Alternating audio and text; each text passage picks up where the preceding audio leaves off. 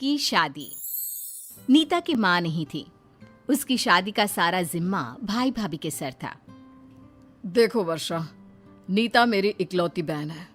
माता पिता ने यह जिम्मेदारी मेरे सर डाली है और मैं चाहता हूँ कि नीता की शादी सबसे अच्छी हो, इतनी अच्छी कि दुनिया देखे कि शादी कैसे होती है। वर्षा यानी नीता की भाभी को नीता एक आंख न भाती। वो उससे हमेशा कंपटीशन करती रहती।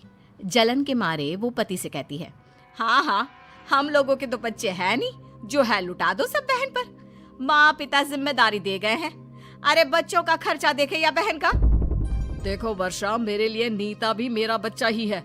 छोटी सी थी तब से मैं ही तो उसे संभाल रहा हूँ। बाकी ऊपर वाला है, उस पर विश्वास रखो, कर्म करो, फल ऊपर वाला दे देगा। नीता का भाई भाभी को ये कहकर वहाँ से निकल जाता है कि भाभी की माँ का फोन आ जाता है। अरे क्या हो गया वर्षा, क्यों परेशान हो रही है? सब ठीक है ना? भाभी अपनी माँ से सारी बात कह देती है। तू फिक्र मत कर, मैं रास्ता दिखाती हूँ, बस ऐसा करती जा तू। भाभी, आज वो रोहन के मम्मी पापा शाम को घर आने वाले हैं। उन लोगों ने भाई को भी फोन कर दिया है, तो नाश्ते पानी का इंतजाम मैं हूँ ना, देख लूंगी, तू फिक्र ना कर। हाँ। शाम को जब लड़के वाले आते हैं तो भाभी उन लोगों के सामने सिर्फ चाय लेकर आ जाती है। भाभी, मैं नाश्ता लेकर आती हूँ, आप बैठिए। नीता किचन में जाती है लेकिन वहाँ कुछ नहीं होता। काफी देर तक जब नीता बाहर नहीं आती तो उसकी होने वाली सास कहती है, क्या बात है नीता, अंदर बैठकर सारा नाश्ता अकेले ही खा रही है क्या? थोड़ी देर बाद नीता बाहर आती है तो उसके हाथ में चाय नाश्ते की ट्रे होती है।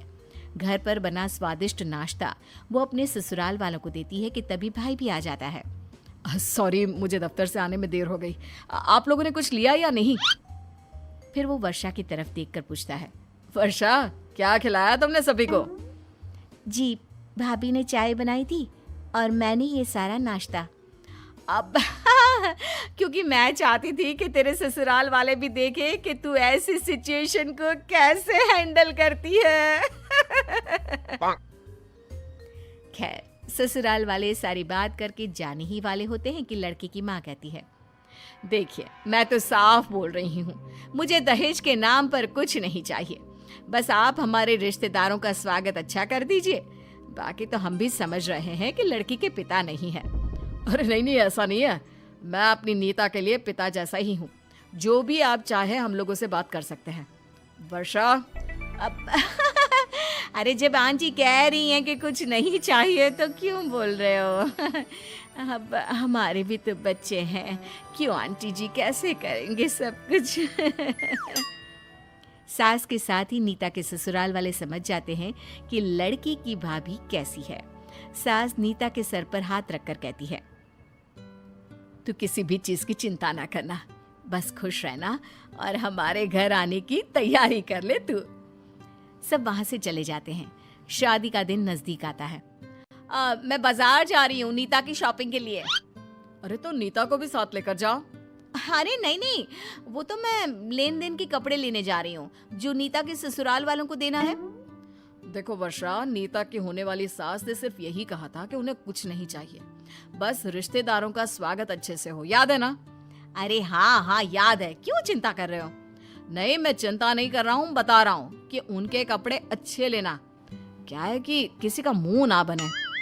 चलिए ना भाभी, मैं भी साथ में चलती हूँ, दोनों की पसंद हो जाएगी। लेकिन भाभी नीता को लेकर नहीं जाती और अकेले ही जाकर सारा सामान ले आती है। लेकिन नीता जब उन कपड़ों को देखती है, भाभी ये क्या है?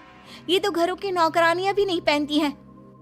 अरे कोई एक तो नहीं, 30 साड़ी लेनी थी, कहाँ से आता पैसा? तूने तो बोल दिया। अरे कौन सा ससुर जी पैसा छोड़ कर गए थे? नीता को भाभी की बात पर गुस्सा आ जाता है। वो रोते हुए कमरे में चली जाती है कि तभी पीछे से भाई आ जाता है। अरे क्या बात हो गई नीता, रो क्यों रही है? तभी भाभी बात को पलट देती है। वो क्या है ना, लड़की है, शादी के बाद विदाई हो जाएगी ना, तो सोच सोच कर रो रही है हमारी नीता। हाँ, ये तो है, उसके जाने के बाद तो घर सूना ही हो जाएगा। वैसे तुम सामान लेने गई थी ना, ले आई? जरा दिखाओ तो।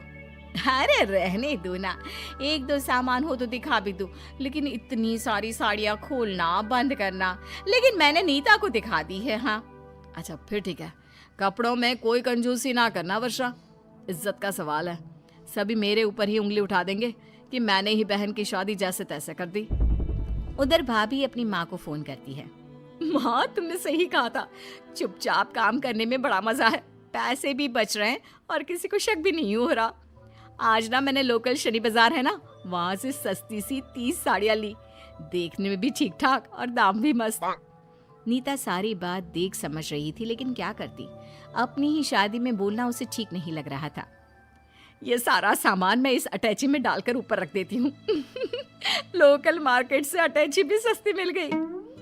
अरे वर्षा, वो शादी में जो हलवाई आएगा उससे सामान देख लेना क्या क्या लाना है, कैसे काम करेगा, और जो पैसे मांगे दे देना। क्यों नहीं क्यों नहीं। वर्षा की माँ शादी में आई होती है। नीता भाभी के पास किसी काम से जा रही होती है कि उसे भाभी की आवाज आती है। देख माँ मैं क्या करती हूँ, उसके सास ससुर को खाना अच्छा चाहिए था ना। अरे अच्छा खाने के लिए अच्छे पैसे भी तो खर्च करने होते हैं, ये भी तो पता चलना चाहिए उन्हें। मैं ना सिर्फ पूरी सब्जी खिलाकर भेज दूंगी। हाय रे, भाभी तो भाई की नाक कटाने वाली है। मुझे ये बात अपने सास ससुर को अभी बतानी चाहिए, नहीं तो उन लोगों की मेहमानों के सामने बेइज्जती हो जाएगी। नीता पहले अपने भाई और फिर सभी को भाभी की ये बात बता देती है, लेकिन शाम को जब बारात आती है तो अरे ये बारात कहाँ जा रही है, और फिर ये मेहमान उन लोगों को ये बाजू वाले हॉल में क्यों लेके जा रहे हैं? क्या पता, पर अच्छा है ना। मैंने सुना है बाजू वाले पंडाल का सारा इंतजाम शानदार है। हर स्टेट का खाना मेहमानों के लिए रखा है, तोहफे से लेकर डेकोरेशन सब बढ़िया ही बढ़िया। अरे पागल है माँ, ऐसे तो उन लोगों की बेइज्जती भी ना होगी। रुक मैं देख कर आती हूँ। वर्षा बगल वाले पंडाल में जाती है, जहाँ वो देखती है कि उसका पति मेहमानों का स्वागत कर रहा है। अरे ये क्या है, आप यहाँ क्यों खड़े हैं? ये तो किसी बड़े आदमी की शादी लग रही है। हाँ, ये मेरी बहन की शादी है। वो तो भला हो कि वक्त पर तुम्हारी चाल का पता चल गया, नहीं तो। तभी नीता की सास भी आ जाती है। जिनके माता पिता नहीं होते ना, उनकी भाभी की जिम्मेदारी होती है कि वो उसे ननद नहीं बेटी समझे। लेकिन वैसे जिसके साथ भगवान है उसके साथ बुरा तो कुछ हो ही नहीं सकता। अब शादी में आप आई हैं तो खाना खाकर जाना। ननद ने छीना भाभी का चैन। मम्मी मैं शादी करूंगा तो सिर्फ श्वेता के साथ। पापा मम्मी सोचो तो जरा, जिसने अभी से भैया को हमारे खिलाफ कर दिया, शादी के बाद न जाने क्या करेगी। खिलाफ कर दिया का क्या मतलब है? मैंने सिर्फ उससे शादी करने के लिए बोला है, घर छोड़कर जाने के लिए नहीं। तुम दोनों अपनी पंचायत बंद करो। देखो आदित्य, हमें वैसे तो कोई दिक्कत नहीं है, पर तुम्हारी शादी रिया की शादी के बाद ही होगी।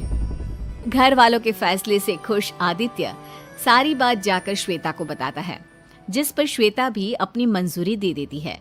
इसी तरह 1 साल बीत जाता है, जिसमें रिया की शादी आयुष के साथ होती है।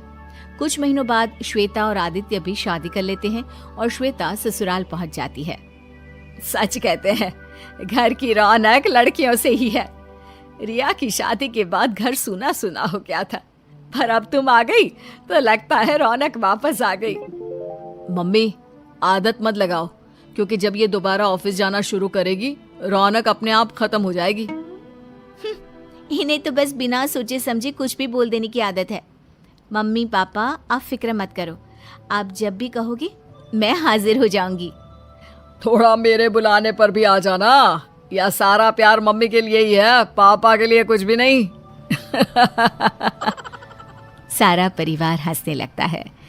इसी हंसी खुशी में दिन बीतने लगते हैं, जिसमें धीरे धीरे कुछ बातें श्वेता ससुराल वालों से, कुछ नए तौर तरीके ससुराल वाले बहू से सीखने लगते हैं, जिससे उनके बीच एक दूसरे की सोच को लेकर इज्जत और समझ बढ़ती है। समय बीतता है।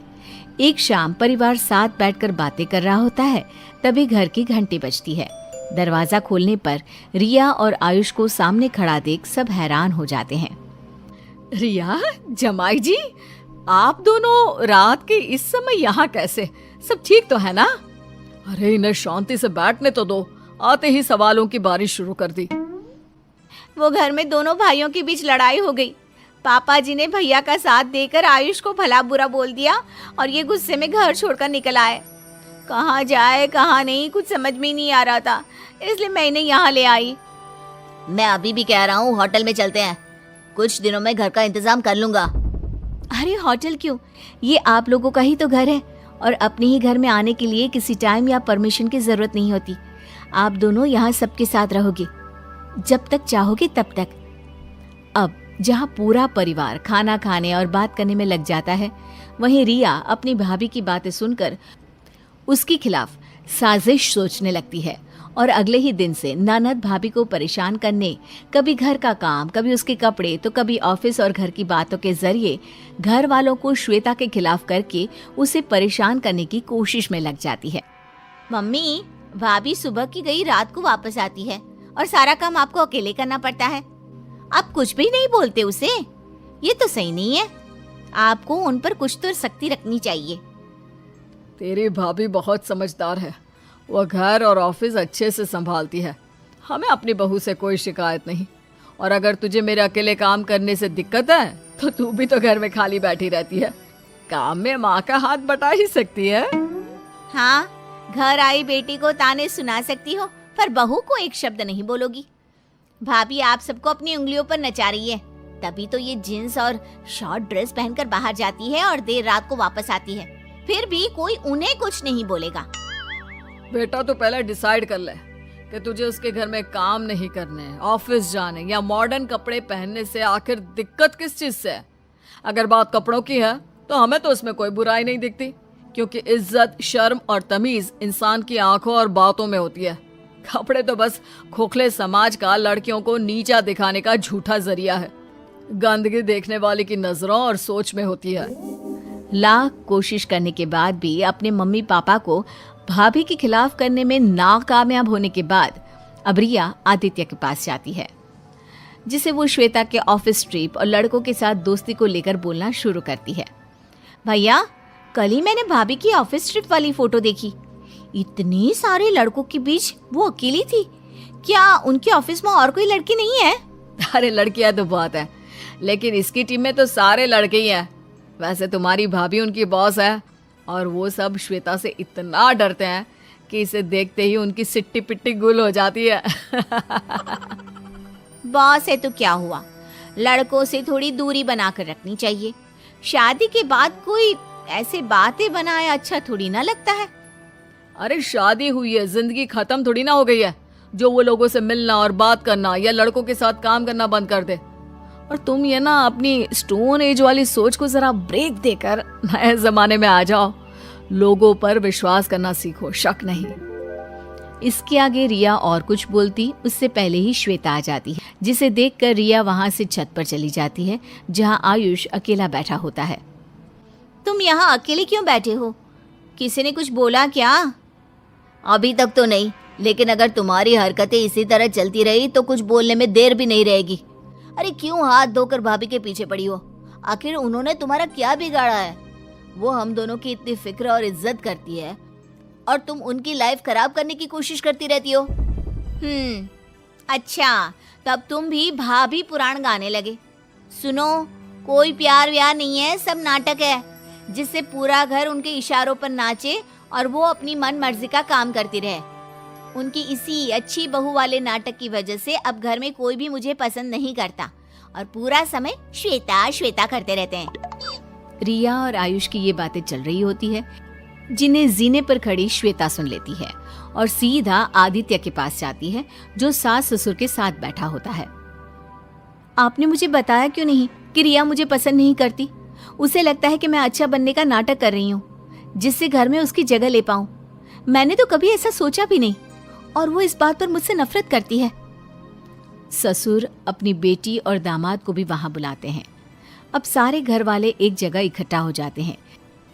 अब सास, ससुर और आदित्य मिलकर रिया को समझाने लगते हैं। तुम्हें ऐसा कैसे लग सकता है कि हम तुम्हें पसंद नहीं करते या श्वेता तुम्हारी जगह लेना चाहती है?